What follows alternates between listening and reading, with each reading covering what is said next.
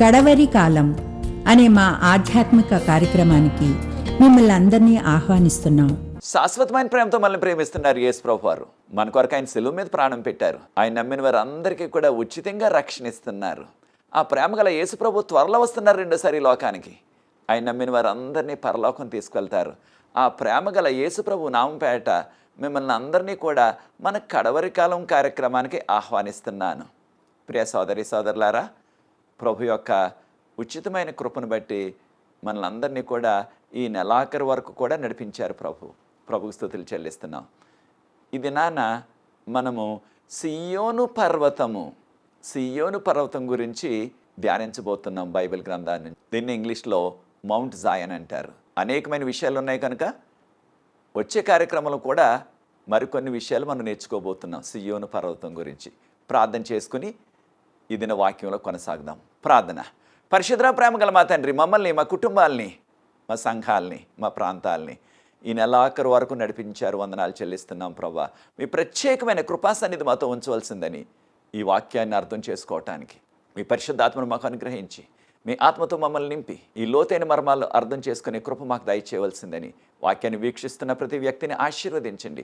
ఈ పరిచర్య ముందుకు కొనసాగడానికి ఎవరైతే సహకరిస్తున్నారో వారందరినీ కూడా ఆశీర్వదించవలసిందని యేసు ప్రభువు వారి పరిశుద్ధమైన నామమును బట్టి ప్రార్థిస్తున్నాను తండ్రి, ఆమేన్. ప్రియ సోదరి సోదరులారా, సియోను పర్వతం, దీన్ని ఇంగ్లీష్లో మౌంట్ జాయన్ అంటున్నాం. ఇది మొదటి భాగం. సియోను అనే పేరుకి అర్థం ఏమిటంటే చాలా ఎత్తైనది, చాలా ఎత్తైన పర్వతం అన్నమాట అని ఒక అర్థం ఉన్నది. చాలా సందర్భాల్లో సియోను అనే మాట పరిశుద్ధుడైన దేవుడు, పరిశుద్ధ పర్వతం అని వాడారు. కనుక అనేక మంది గ్రంథకర్తలు దీనిని పరిశుద్ధతకు సంబంధించిన అర్థం కూడా ఉన్నది అని చెప్తున్నారు. సియోను పర్వతాలు రెండు ఉన్నాయి. ఒకటి ఈ భూమి మీద ప్రస్తుతం ఉన్న యెరూషలేము నగరంలో ఉన్నది ఒక సియోను పర్వతం. దీన్నే సియోను కొండ అంటున్నాం. అదే రీతిగా రెండవది పరలోకంలో ఉన్నది. దానినే మనం నూతన యెరూషలేము అంటున్నాం. నూతన యెరూషలేములో అసలైన ఆ యొక్క సియోను పర్వతం ఉన్నది. ఈ దినాన్ని మనం ఈ భూమి మీద ఉన్న సియోను పర్వతం లేదా సియోను కొండ, దానిని గురించి, దాని యొక్క ప్రాధాన్యతను గురించి బైబిల్ గ్రంథం నుంచి మనం అనేక విషయాలు నేర్చుకోబోతున్నాం. అనేక మంది ఈ రోజుల్లో సియోను అనే మాట, దీన్ని ఇంగ్లీష్లో జాయన్ అంటున్నాం కదా, దాన్ని ఇశ్రాయేల్ దేశం అంతటికీ కూడా వర్తించేలాగా వాడుతున్నారు. సియోను లేదా జాయనిస్ట్ అంటున్నారు వారు. అనేకమైన వాక్యాల్లో బైబిల్ గ్రంథంలో సియోను యెహోవా పర్వతము, దేవుని పర్వతము అని చెప్పబడ్డది. కీర్తన 48వ కీర్తన 1వ వచనంలో చూసినట్లయితే లార్డ్స్ హోలీ మౌంటైన్, దేవుని యొక్క పరిశుద్ధ పర్వతము ఈ సియోను. అది ఎంతో అందమైనది, భూమి అంతటికి కూడా ఎంతో ఆనందాన్నిచ్చే పర్వతం అని చెప్పబడ్డది. యెషయా గ్రంథం 8వ అధ్యాయం 18వ వచనంలో దేవుడైన యెహోవా సియోను పర్వతం మీద నివసిస్తారు అని చెప్పబడ్డది. ప్రస్తుతం ఈ యొక్క సియోను పర్వతం యెరూషలేము నగరములో ఉన్నది. దీని యొక్క ఎత్తు 765 మీటర్లు. 765 మీటర్లు. దాన్నే మనం అడుగుల్లో చూసినట్లయితే 2509 అడుగులు ఎత్తు సముద్ర మట్టాన్ని నుంచి. ఈ యొక్క సియోను మీద అనేకమైన పాటలు ఉన్నవి, ఇంగ్లీష్లో ఉన్నవి. మన యొక్క తెలుగులో కూడా మీరు జ్ఞాపకం చేసుకున్నట్లయితే సియోను గురించి లేదా సియోను పేరుతో అనేకమైన పాటల్ని కూడా కట్టారు. కొంతమంది తల్లిదండ్రులు వారి కుమార్తెకు సియోను అని పేరు పెడుతున్నారు. కొంతమంది వారి కుమారుడికి కూడా సియోను అని పేరు పెడుతున్నారు. కనుక సియోను అనేది చాలా ప్రసిద్ధి చెందినది.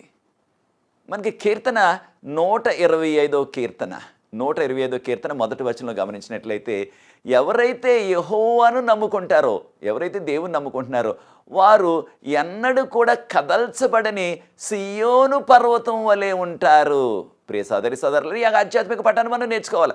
దేవుని నమ్మినట్లయితే, బైబిల్ గ్రంథం చెప్తున్న ఈ యొక్క దేవుని మనం నమ్ముకున్నట్లయితే, మనం ఎన్నడూ కూడా కదల్చబడకుండా ఉండే, స్థిరంగా ఉండే ఆ సియోను పర్వతం వలె. సియోను పర్వతం ఎంతో ఉన్న పర్వతాలన్నింటిలో కూడా దీవించబడ్డ పర్వతం, ఎంతో హెచ్చించబడ్డ పర్వతం, ఎంతో ఆనందకరమైన పర్వతం. అనేక మంది తండోపతండాలుగా వేల కొలది ఈ సియోను పర్వతానికి ప్రతిదినం కూడా దేవుని ఆరాధించడానికి వచ్చిన పర్వతం కనుక సియోను పర్వతానికి చాలా ప్రాధాన్యత ఉన్నది. దావీదు గారు ఆయన యొక్క అనుచరులు కూడా కలిసి యెబూసీయుల నగరం, ఆ రోజుల్లో ఈ యెరూషలేము యెబూసీయుల ఆధీనంలో ఉంది, అక్కడికి వెళ్ళారు. అది 10వ శతాబ్దం, క్రీస్తు పూర్వం 10వ శతాబ్దం. అక్కడున్న ప్రజలు అన్నారు, ఆ యొక్క యెబూసీయులు, అక్కడున్న ప్రజలు వారు అన్యులు, వారు అన్నారు దావీదుని హేళన చేస్తూ, నీవు ఈ పట్టణంలో ప్రవేశించలేవు. ఈ పట్టణంలో ప్రవేశించాలంటే ఈ పట్టణంలో ఉన్న కళ్ళు లేనివారు, కాళ్ళు లేనివారు, అంటే బ్లైండ్ అండ్ ద లేమ్ ఇంగ్లీష్లో, ఇక్కడున్న అందులు, తర్వాత కాళ్ళు లేనివారు, వారే మిమ్మల్ని జయించేస్తారు, వారే మిమ్మల్ని వెళ్ళగొట్టేస్తారు అన్నారు. అంటే ఎంతో చులకనగా చూచారు దావీదుని, తన యొక్క అనుచరుల్ని కూడా. వారు అనుకున్నారు, మేము ఈ పర్వతం మీద ఉన్నాం. అప్పటికి సియోను పర్వతం ఆ అన్యుల ఆధీనంలో ఉంది. యెబూసీలు అంటున్నాం, ఇంగ్లీష్లో జెబూసైట్స్ అంటారు. కనుక ఎంతో వారిని హేళన చేసినట్లుగా 2వ సమూయేలు 5వ అధ్యాయం 6వ వచనం, 2వ సమూయేలు 5వ అధ్యాయం 6వ వచనంలో మనకు చెప్పబడ్డది. ఈ ఆధ్యాత్మిక సత్యాన్ని కూడా మనం నేర్చుకోవాలా. ప్రియ సోదరి సోదరులారా, ఎంతటి తక్కువ వారైనా సరే వారిని మనం తక్కువ అంచనా వేయొద్దు. ఎప్పుడు కూడా వారిలో ఏమి దాగి ఉందో, వారిలో ఏమి శక్తి ఉందో మనకు తెలియదు. కనుక ఎవరిని కూడా మనము తక్కువగా అంచనా వేయొద్దు, వారిని మనము ఎంతో తక్కువగా మాట్లాడవద్దు. దావీదు తన యొక్క అనుచరులు కలిసి ఈ యొక్క పట్టణాన్ని, యెబూసీయుల పట్టణాన్ని, ఇప్పుడు దాన్ని యెరూషలేము అంటున్నాం, దాన్ని సునాయాసంగా జయించేశారు. దేని వలన? దేవుని యొక్క సహాయం వలన, దేవుని యొక్క శక్తి వలన. ఈ ఆధ్యాత్మిక పాఠాన్ని కూడా మనం నేర్చుకోవాలి. మానవులకి అసాధ్యమైనది, నిజంగానే యెబూసీయులు చెప్పిన ప్రకారంగా మానవులకి అది సాధ్యం కాదు జయించిన. కారణం పర్వతం మీద ఉంది, మాకు డోకా లేదు, మమ్మల్ని ఎవరు జయించలేరు అనుకున్నారు యెబూసీయులు, జెబూసైట్స్. అయితే దేవుని యొక్క శక్తి చూడండి, దేవునికి అసాధ్యమైనది ఏది కూడా లేదు. మానవులకి అసాధ్యం అనేకమైన విషయాలు, దేవునికి సమస్తం కూడా సాధ్యం. కనుక దేవుని యొక్క శక్తితో దావీదు గారు తన యొక్క అనుచరులు సునాయాసంగా ఈ యొక్క నగరాన్ని వారు స్వాధీనం చేసేసుకుని యెబూసీయులందరినీ కూడా పారద్రోలేసి అనేక మంది హతమైపోయారు. ఈ నగరంలోనే దావీదు గారు తన సింహాసనాన్ని ఏర్పాటు చేసుకుని ఆయన 33 సంవత్సరాలు ఏకదాటిగా పరిపాలించి అక్కడే ఆయన వృద్ధాప్యంలో చనిపోయారు. ఆ నగరం వెలుపలే ఆయన సమాధి చేశారు. ఈ విషయాలు 2వ సమూయేలు 5వ అధ్యాయం 5వ వచనంలో చదువుతున్నాం మనం. 2వ సమూయేలు 5వ అధ్యాయం 5వ వచనంలో చూచారా? ప్రజలేమో ఇది అసాధ్యం అనుకున్నారు, దేవుడు దావీదు ద్వారా అది సాధ్యం చేశారు. అయితే ఒక విషయాన్ని కూడా మనం గమనించాలా. దావీదుని రాజుగా ఎన్నుకోవటానికి, దావీదు గారిని రాజుగా అభిషేకించడానికి సమూయేలు ప్రవక్త వచ్చినప్పుడు వారి ఇంట్లో ఉన్నవారు, వారి కుటుంబ సభ్యులు ఎవ్వరూ కూడా దావీదు యొక్క శక్తిని గుర్తించలేదు, గమనించలేదు. తన సొంత తండ్రి కూడా దావీదులో ఆ సత్తా ఉంది, రాజయ్యే ఆ శక్తి ఉంది, రాజయ్యే ఆ యొక్క అవకాశం తినకుంది అని ఊహించలేదు. అంటే తండ్రి కూడా తక్కువగానే అంచనా వేశారు. అయితే అటువంటి ఎవరు కూడా లెక్కించకుండా, ఎవరు కూడా లెక్క చేయకుండా ఉన్న ఆ యొక్క దీనుడైన గొర్రెల కాపరి అయిన దావీదుని దేవుడు ఎంచుకొని మహారాజుగా చేసేశారు. దావీదు లాంటి మహారాజు అప్పటి నుంచి ఇప్పటి వరకు కూడా ఎవరు లేరని యూదులు చెప్తారు. ఈనాటికి కూడా యూదులు అంటూనే ఉన్నారు అలాగా. అంత మహారాజు అయిపోయాడు. దీనివలన దేవునికి లోబడ్డాడు కనుక, దేవుని యందు నమ్మాడు కనుక. ప్రియ సోదరి సోదరులారా, ఈ ఆధ్యాత్మిక పాఠాన్ని మనం కూడా నేర్చుకోవాలి. ఈ కడవరకాల చివరి దినాల్లో జీవిస్తున్నాం. మనం కూడా యేసు ప్రభువుని నమ్ముకుని ఆయన శక్తితో మనం జీవించినట్లయితే ఎటువంటి అసాధ్యమైనదప్పటికీ, ఎటువంటి అసాధ్యమైన పని అయినప్పటికీ దాన్ని దేవుడు సుసాధ్యం చేస్తారు. ఆయన మహిమ కొరకు మనల్ని వాడుకుంటారు. కనుక దేవునికి లోబడదాం, ఆయన చిత్తానికి లోబడదాం. ఆయన చెప్పినట్టుగా చేసినట్లయితే మనము ఊహించలేనంత ఉన్నతమైన విషయాలు, మనం ఎప్పుడు కూడా కలలో కూడా ఊహించినట్టు గొప్ప కార్యాలు ప్రభు కొరకు చేస్తాం. దావీదు గారు ఈ సియోను పట్టణాన్ని ఎంతో సుందరీకరించారు, దాన్ని ఇంకా ఎంతో విస్తరించి కట్టించారు. దాంతోపాటు ఆయన పొరుగు రాజ్యంలోనే ఉన్న ఆ యొక్క తూరు రాజు, ఆ రాజుగారి పేరు హీరాము, ఆయన తన సేవకుల్ని, తన దగ్గర ఉన్న వడ్రింగ వారిని, ఈ తాపీ పని వారిని, వారందరినీ కూడా పంపించి దానితో పాటు ఆ లెబనాను దేవదారు వృక్షాలను కూడా పంపించాడు. దేనికి? దావీదు రాజు గారికి ఒక గొప్ప రాజభవనాన్ని నిర్మించటానికి. చూచారా, సామాన్యుడిగా ఆ చిన్న గ్రామంలో బెత్లెహేములో నివసిస్తున్న ఎవరు గుర్తించకుండా, తల్లిదండ్రులు కూడా, తన తోటివారు కూడా ఆయన యొక్క శక్తిని గుర్తించకుండా ఉన్నట్టు సామాన్యుడైన దావీదును దేవుడు రాజు చేసేశారు. పెద్ద రాజభవనాన్ని నిర్మించుకున్నాడు. ఈ విషయాలు 2 సమూయేలు 5వ అధ్యాయం 11వ వచనం. 2 సమూయేలు 5వ అధ్యాయం 11వ వచనం. ప్రార్థనాపూర్వకంగా 2 సమూయేలు 5వ అధ్యాయం చదివి చూడండి. అనేకమైన విషయాలు ఉన్నాయి. ఈ యొక్క సియోను, యెరూషలేము అనే 2 మాటలు కూడా ఒకదానికి ఒకటి ముడిపడి ఉన్నవి. కొన్నిసార్లు అదే పట్టణాన్ని సియోన్ అన్నారు, కొన్నిసార్లు అదే నగరాన్ని యెరూషలేం అన్నారు. మీకా గ్రంథం 4వ అధ్యాయం 2వ వచనం చూసినట్లయితే ఆ రోజుల్లో ప్రజలు అంటారు ఏమని, మనము ఆ యొక్క యాకోబు దేవుడిని దగ్గరికి వెళ్దాం రండి, ఆ యెరూషలేముకి వెళ్దాం రండి, ఆ సియోనుకి వెళ్దాం రండి, ఆ యాకోబు యొక్క దేవుడు అంటే యూదుల దేవుడు, ఇశ్రాయేలీల దేవుడు, ఆయన చెప్పే ఆ బోధలు విందాం, ఆయన మనకు ధర్మశాస్త్రాన్ని బోధిస్తారు, ఆయన మనకు ఉపదేశం ఇస్తారు, ఆయన దగ్గరికి వెళ్దాం రండి. ఇక్కడ గమనించినట్లయితే సియోన్ అనే మాట, యెరూషలేం అనే మాట 2 కూడా వాడబడ్డాయి. కనుక ప్రజలు తండోపతండాలుగా, ఎవరు? అన్యులు, ఇశ్రాయేలీలు మాత్రమే కాదు, అన్యులు కూడా వస్తారు. ఎక్కడికి? ఈ సియోను నగరానికి. బైబిల్ గ్రంథం చెప్తున్న దేవుని పూజించడానికి, యెహోవాను పూజించడానికి. కనుక ఎంతటి గొప్ప పర్వతం సియోను పర్వతం. తండోపతండాలుగా అనేక మంది ఈ నగరానికి వచ్చారు. కారణం రాజధాని. దావీదు గారు దీన్ని రాజధాని చేసేశారు. అప్పటి నుంచి ఇప్పటి వరకు కూడా యెరూషలేము ఇశ్రాయేలీలకు రాజధానిగానే ఉన్నది. 2వ రాకడ తర్వాత బైబిల్ గ్రంథం మనకు అనేక విషయాలు చెప్తుంది. నూతన యెరూషలేము వస్తుంది. ఆ యొక్క నూతన యెరూషలేములో దేవుడు తండ్రి, కుమార, పరిశుద్ధాత్మ కూడా నివాసం ఉండి కలకాలం కూడా ఈ విశ్వం అంతటినీ కూడా పరిపాలిస్తారని చెప్పబడుతుంది. అనేకమైన విషయాలు వచ్చే కార్యక్రమంలో కూడా నేర్చుకుందాం. ఆ ప్రక్కనే ఉన్నది యెరూషలేము నగరంలోనే మరి ఒక కొండ, దాన్ని మొరియా పర్వతం అంటున్నారు. మొరియా పర్వతం, మొరియా పర్వతం. అక్కడ అబ్రహాము గారు తన యొక్క ఏకైక వాగ్దాన పుత్రుడైన ఇస్సాకును దహన బలి ఇవ్వమని ప్రభువు చెప్పారు. అక్కడికి వెళ్ళాడు. 3 రోజులు ప్రయాణం పట్టింది ఆయనకి. వెళ్ళి అన్నీ కూడా సిద్ధం చేసి ఇక దహన బలి ఇచ్చేయడానికి కత్తిని కూడా పైకెత్తేశారు. అప్పుడు దేవదూత పిలిచి, లేదా నీ కుమారుడికి ఏ హాని చేయొద్దు నువ్వు అని దేవదూత ఆపేశారు. అది మొరియా పర్వతం.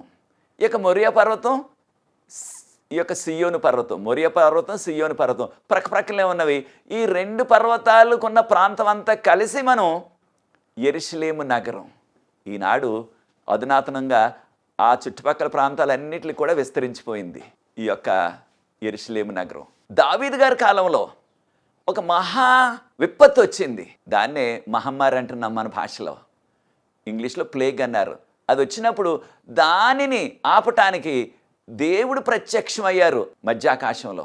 ఆ ప్రాంతంలో దేవునికి బలి అర్పణ అర్పించినట్లయితే ఆ విపత్తు అంతా కూడా, ఆ యొక్క మహమ్మారి ఆగిపోతుంది. ఆ మహమ్మారి వలన 70,000 మంది చనిపోయే రకంగా.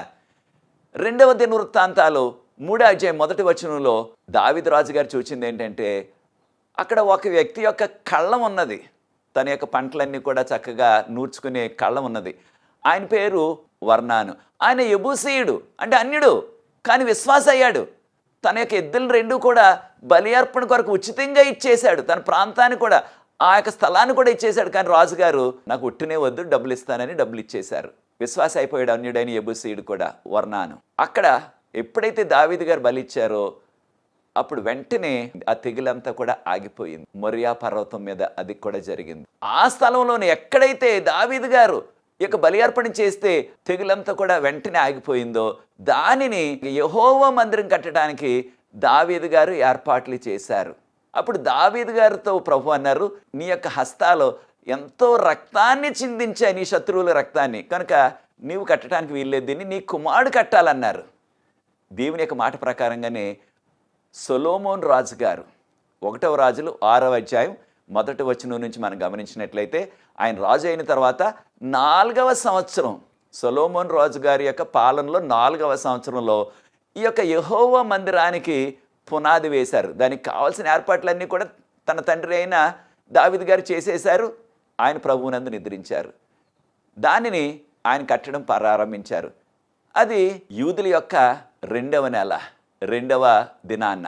యూదుల యొక్క 2వ నెల పేరు జిఫ్ అంటున్నారు. అది మన క్యాలెండర్ ప్రకారంగా చూస్తే ఏప్రిల్ మాసం అన్నమాట. యెహోవా మందిరాన్ని కట్టడం ప్రారంభించారు. చరిత్రకారులు చెప్తున్నారు 967 సంవత్సరం క్రీస్తు పూర్వం అప్పుడు ప్రారంభమైంది. ఈ ఆలయం కట్టడానికి 7 సంవత్సరాలు పట్టింది ఏకంగా. ఈ 7 సంవత్సరాలు కూడా 30,000 మంది పనిచేశారు ఏకంగా ఈ ఆలయం కట్టడానికి. ఈ ఆలయం కట్టడానికి ఆ తూరు రాజుగారు తన యొక్క వడ్రంగి పనివారిని, తన యొక్క తాపీ పనివారిని, వారందరినీ కూడా పంపించారు.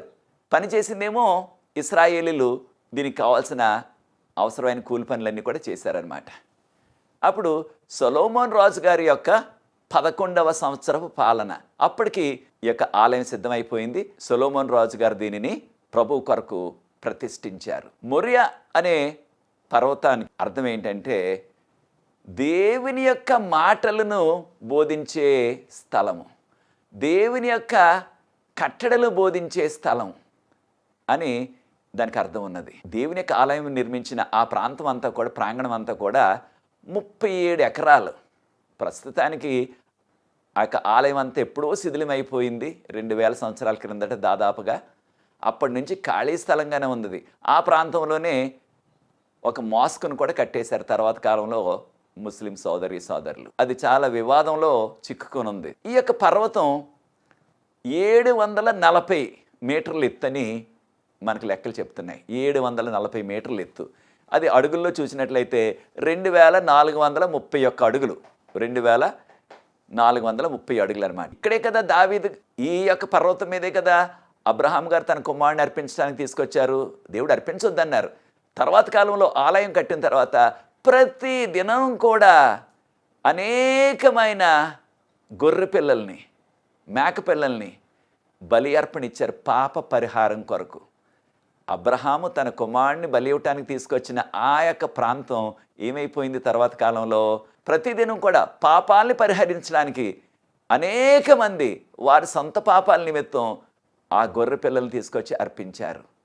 అలాగా సొలొమోను రాజు గారి కాలం నుంచి 70వ సంవత్సరం, క్రీస్తు శకం 70వ సంవత్సరం వరకు, అంటే 1000 సంవత్సరాలు దాదాపుగా నిరాటంకంగా బలి అర్పణలు అక్కడ జరిగాయి. యెరూషలేములో కట్టబడిన దేవాలయం నాశనం అయిపోయింది. యెరూషలేము దేవాలయం 2 సార్లు పూర్తిగా అది కాల్చబడ్డది, పూర్తిగా పడగొట్టబడ్డది. మొదటిసారి దీన్ని బబులోనీయులు, నెబుకద్నెజరు రాజు గారి యొక్క కాలంలో 586 సంవత్సరం, క్రీస్తు పూర్వం 586 సంవత్సరంలో దీన్ని పూర్తిగా నాశనం చేసేశారు, కాల్చేశారు. తర్వాత యూదులందరూ కూడా ఆ యొక్క బబులోను చెర నుంచి తిరిగి వచ్చిన తర్వాత, అంటే 70 సంవత్సరాల తర్వాత మరలా తిరిగి నిర్మించారు. ఆ సమయంలో హగ్గాయి, జకరయ, మలాకి ఈ ముగ్గురు కూడా ప్రవక్తలు.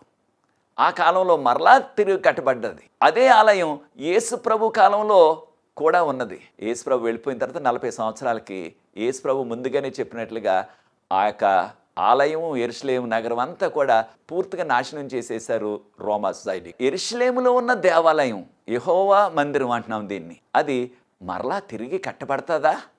చాలామంది నమ్మేది ఏంటంటే రెండవ రాకడకు ముందు ఖచ్చితంగా ఇది మరలా తిరిగి నిర్మించబడతాది, అది తిరిగి కట్టిన తర్వాతే రెండవ రాకడ వస్తుందని చాలామంది నమ్ముతున్నారు, చాలామంది బోధిస్తున్నారు. ఇది వాక్యంలో మనకి ఎక్కడా కూడా కనిపించటం లేదు.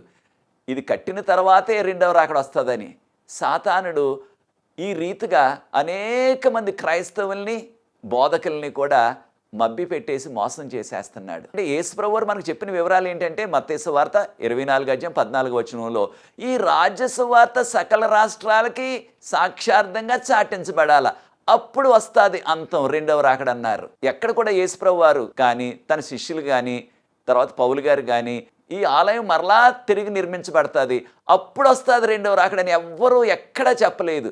ఇది కొంతమంది సొంత ఊహ మాత్రమే, వారి ఉద్దేశం మాత్రమే. మనం మీకు సమయం ఉన్నప్పుడు ఇంటర్నెట్లో చదివి చూడండి. యూదులు అనేక మంది యూదా మత పండితులు కూడా, వారినే మేధావులు అంటున్నాం, వారు ఈ యొక్క ఆలయం కట్టబడదు, మెస్సియా రాకముందు ఆలయం కట్టబడదు, మెస్సియా వచ్చిన తర్వాత ఆ మెస్సియా ఆలయాన్ని పరలోకం నుంచి తీసుకొస్తారు అని అంటున్నారు. వారు కూడా మరలా కట్టబడాలా ఈ యొక్క కడవరి కాలంలో, అప్పుడే రెండవ రాకడ వస్తుంది అని మనం నమ్ముచూ ఉన్నట్లయితే వాక్యంలో లేదు ఇది, అప్పుడు మనం మోసపోతాం.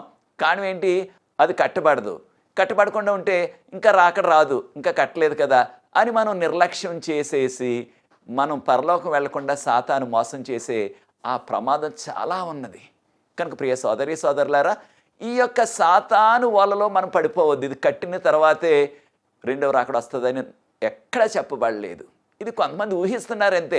ఇంకా కొంతమంది ఎంతో ఉత్సాహంతో వారు ఏం చేస్తున్నారు, కానుకలు పోగేసేసి యెరూషలేం పట్టుకెళ్ళిపోయి యెరూషలేంలో ఇచ్చేద్దాం ఈ కానుకలన్నీ, ఆ దేవాలయం కట్టేస్తారు, కట్టేస్తే అప్పుడే వస్తుంది రెండవ రాకడ.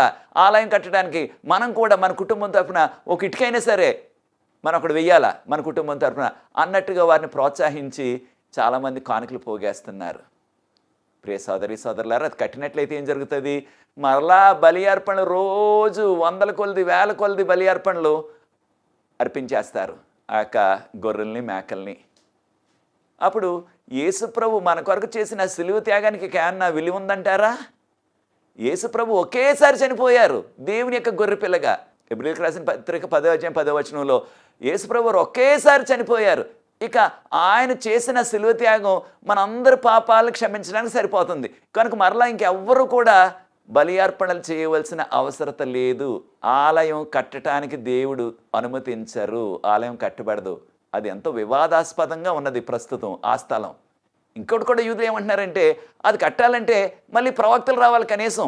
ఆ రోజుల్లో హగ్గై ప్రవక్త గారు, జకరియా ప్రవక్త గారు, మలాకి ప్రవక్త గారు, ముగ్గురు ప్రవక్తల యొక్క ఆధ్వర్యంలో కట్టబడ్డది ఆలయం, యూదా మత నాయకులు. మరి ఎవరు వస్తారు ఇప్పుడు ప్రవక్తలు దీన్ని పనిని జరిపించడానికి? కనుక ఇది జరగదు అని చెప్తున్నారు యూదా మత మేధావులు. కనుక ఈ విషయంలో మనం జాగ్రత్తగా ఉండాలి.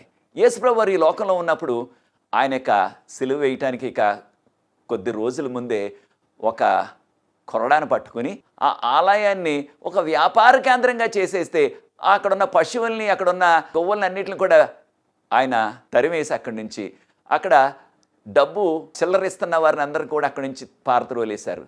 కారణం ఏంటి, దేవుని యొక్క మందిరాన్ని దానియేలు గారి కాలంలో కానీ తర్వాత యేసు ప్రభు కాలంలో కానీ ఎందుకు అనుమతించారు ఈ యొక్క ఆలయం అంతా కూడా నాశనం అయిపోవటానికి? ఆలయం ఆయన సొంత ఆలయం కదా, ఆయన ఆలయం కదా, ఎందుకు దాన్ని అనుమతించారంటే ఏం చేశారు ఈ యొక్క ఆనాటి మత నాయకులు? మత్తయి సువార్త 21:13 మత్తయి సువార్త 21:13 మనం గమనించినట్లయితే ప్రభువారు అన్నారు, నా మందిరం ప్రార్థనా మందిరం అని పడుతుంది, దీన్ని మీరు దొంగల గుహగా చేసేశారు అన్నారు. కనుకనే దేవుడు ఆ ఆలయాన్ని నాశనం అయిపోవటానికి లేదా ఆలయం పడగొట్టబడటానికి అనుమతి ఇచ్చారు ఆయన. ప్రియ సోదరి సోదరులను మనం ఈ ఆధ్యాత్మిక సత్యాన్ని నేర్చుకోవాలా. అదేంటంటే మనం కూడా ఎంత విశ్వాసంగా ఉన్నా, కానుకలు ఇచ్చినా, మనం ఆలయం కట్టించినా దేవుని యొక్క వాక్య ప్రకారంగా ఆయన ఆజ్ఞల వెలుగులో మనం జీవించకుండా మన ఇష్టానుసారంగా ఉన్నట్లయితే ఒకప్పుడు బాగానే ఉన్నాం, తర్వాత పరిస్థితులను బట్టి మనం దేవుని నుంచి దూరం వెళ్ళిపోయినట్లయితే మనకి కూడా దేవుని యొక్క శిక్ష తప్పదు. ఆ నిత్య రాజ్యాన్ని, పరలోక రాజ్యాన్ని మనం పోగొట్టుకుంటాం. కనుక దేవునికి లోబడదాం, ఆయన వాక్యానికి లోబడదాం, ఆయన మాటలకు లోబడదాం. అలా చేసినట్లయితే దేవుడు మనకి మేలు చేస్తారు, దీవిస్తారు. యెరూషలేము నగరాన్ని ప్రభు కాపాడారు. రాజుగారు, ప్రజలు, దాన్ని పాలిస్తున్న రాజుగారు, పాలకులు ఎప్పుడైతే విశ్వాసంగా నమ్మకంగా ఉన్నారో అప్పుడు ఖచ్చితంగా కాపాడారు. 701 సంవత్సరం క్రీస్తు పూర్వం జరిగిన సంఘటన చరిత్ర చెప్తుంది మనకి. సెనాచెరబు అనే రాజుగారు, ఆయన అస్సూరు రాజు, నినివే పట్టణానికి రాజు అనమాట. ఆయన 2 లక్షలకు పైగా సైన్యంతో వచ్చేసి వీరందరినీ కూడా హడలగొట్టేసి, మీ దేవుడు ఏది కూడా చేయలేడు, యెరూషలేము అంతటిని కూడా నేను నాశనం చేసేస్తాను, మాకు లోబడండి, మీరు మీ దేవుడి మీద నమ్మకం పెట్టుకోవద్దు అని ప్రగల్భాలు పలికాడు ఆయన. అప్పుడు రాజుగారు, హిజ్కియా రాజు, విశ్వాసి ప్రార్థనాపరుడు, దేవుని మందిరానికి వెళ్ళిపోయాడు దుఃఖిస్తూ ప్రభు సహాయం కొరకు. యెషయా గ్రంథం 37 అధ్యాయం 1వ వచనంలో ప్రార్థనాపూర్వకంగా యెషయా గ్రంథం 36, 37 అధ్యాయాలు చదివి చూడండి. దాంతోపాటు తన యొక్క సేవకుల్ని యెషయా ప్రవక్త గారి దగ్గర పంపించాడు, దేవుని యొక్క వర్తమానం ఏంటి తెలుసుకోమని. తర్వాత ఆ రాజుగారు, సెనాచెరబు రాజుగారు పంపించిన ఆ ఉత్తరాన్ని దేవుని యొక్క మందిరంలో ఈ విధంగా పరిచి దేవుని సన్నిధిలో దుఃఖంతో ప్రార్థించాడు, ప్రభువా మాకు సహాయం చేయండి, మాకు విడుదల దయచేయండి అని ప్రార్థించగానే ప్రభు ఆయన మొర విన్నారు. చూడండి, యెషయా గ్రంథం 37 అధ్యాయం 14 వచనం మనం గమనించినట్లయితే, ఆ రాజుగారు దుఃఖంతో ఆ యొక్క ఉత్తరాన్ని, అస్సూరు రాజు పంపిన ఉత్తరాన్ని అలా పెట్టి ప్రార్థించినట్లుగా వాక్యంలో మనం చదువుతున్నాం. యెషయా గ్రంథం 37 అధ్యాయం 35వ వచనం, యెషయా 37, 35లో మనం గమనించినట్లయితే ప్రభు అంటున్నారు, నేను ఈ యెరూషలేము నగరాన్ని కాపాడుతాను, నా నిమిత్తం, నా సేవకుడైన దావీదు నిమిత్తం ఈ యొక్క పట్టణానికి ఏ డోకా లేదు, నేను కాపాడుతానని వాగ్దానం చేశారు.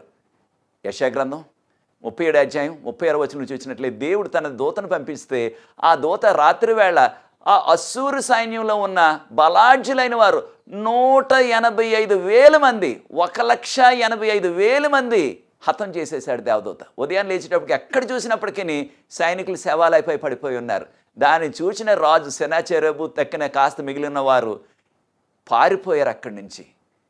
యెషయా గ్రంథం 37 అధ్యాయం 37వ వచనం చూచారా ప్రియ దేవుని బిడ్డలారా? దేవుడు తన యొక్క పట్టణాన్ని కాపాడారు. ఎప్పుడు?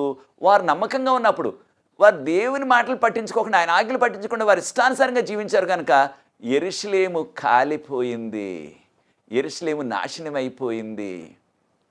ప్రియ సోదరి సోదరులారా, ప్రభువారు ముందుగానే హెచ్చరించారు. యేసు ప్రభువారు మత్తయి సువార్త 24, మార్కు సువార్త 13, లూకా సువార్త 17, లూకా సువార్త 21 అధ్యాయాల్లో యెరూషలేము అంతా కూడా నాశనం అయిపోతుందని చెప్పారు. ప్రభు త్వరగా వస్తున్నారు రెండోసారి. ఆయన రాకడ కొరకు మనం సిద్ధపడదాం. ఆయన రాకడ తర్వాత ఏం జరుగుతుంది? ఈ భూలోకం అంతా కూడా, లోకంలో ఉన్న సమస్తం కూడా మిక్కిటమైన వేండ్రంతో కాలి లయమైపోవునని చెప్పబడ్డది 2 పేతురు 3 అధ్యాయం 10వ వచనంలో. కనుక ప్రియ సోదరి సోదరులారా, ఆ నూతన యెరూషలేము అనగా పరలోకపు పట్టణం, పరలోకపు ఆలయం ఈ భూమి మీద దిగొస్తుంది. ఈ భూమిని దేవుడు క్రొత్త భూమి, క్రొత్త ఆకాశాన్ని సృష్టిస్తారు. అనేకమైన విషయాలు ఉన్నాయి. వచ్చే కార్యక్రమాలు కూడా సియోను పర్వతం గురించి, ముఖ్యంగా పరలోకంలో ఉన్న సియోను పర్వతం గురించి మనం ధ్యానించబోతున్నాం. ప్రియ సోదరి సోదరులారా, వాక్యపు వెలుగులో మనం జీవిస్తూ ఆయనకు నమ్మకంగా జీవించినట్లయితే దేవుడు మనల్ని కాపాడతారు, మన కుటుంబాలను కాపాడతారు. ఈ యొక్క కడవరకాల క్లిష్ట పరిస్థితుల్లో కూడా ఆయన ఆదుకుంటారు. అది నీ నిర్ణయం అయితే నాతో ఏకీవించండి. ప్రార్థించి ఈ వర్తమానాన్ని ముగి ప్రార్థన. పరిశుద్ధ ప్రేమ గల మా తండ్రి, మమ్మల్ని మా కుటుంబాలని మీ కృపతో నడిపించవలసిందని, మీకు లోబడి మీ వాక్యపు వెలుగులో, ఆజ్ఞల వెలుగులో మేము జీవిస్తూ పరలోకపు సియోన్లో మీతో కలకాలం ఉండే ఆ ధన్యత వాక్యాన్ని వీక్షిస్తున్న ప్రతి వారికి అనుగ్రహించమని, ఈ పరిచర్య ముందు కొనసాగడానికి ఎవరైతే సహకరిస్తున్న వారందరినీ కూడా ప్రత్యేకంగా దీవించమని యేసు ప్రభువు వారి పరిశుద్ధమైన నామమును బట్టి ప్రార్థిస్తున్నాను తండ్రి. ఆమేన్. ప్రియ సోదరి సోదరులారా, వచ్చే కార్యక్రమంలో మరలా కలుసుకుందాం. మరికొన్ని విషయాలు 2వ ఎపిసోడ్లో సియోను పర్వతం గురించి నేర్చుకుందాం. ఈ పరిచర్య ముందు కొనసాగటానికి ప్రభు మిమ్మల్ని ప్రేరేపించినట్లయితే, ఈ పరిచర్య ముందు కొనసాగటానికి మీరు కూడా సహకరించండి. తెర మీద వచ్చే నంబర్కు నన్ను సంప్రదించండి, వివరాలు మీకు అందిస్తాం. మీకు ఎటువంటి ప్రశ్నలు ఉన్నప్పటికీ వాక్య వెలుగులో జవాబులు ఇస్తాం. మీకు ఎటువంటి ప్రార్థన అవస్థతలు ఉన్నట్లయితే మాతో ఆ ప్రార్థన అవస్థతను పంచుకోండి. ప్రతిదినం కూడా సాయంత్రం 7:30కి మనకి విజ్ఞాపన ప్రార్థన బృందం ఉన్నది. ప్రార్థిస్తున్నాం, అనేక జవాబులు ప్రవహిస్తున్నారు. ఈ అవకాశాన్ని మీరు కూడా సద్వినియోగం చేసుకోండి. ప్రభు మిమ్మల్ని ప్రత్యేకంగా దీవించుగాక. వచ్చే ఎపిసోడ్లో మరలా కలుసుకుందాం. God bless.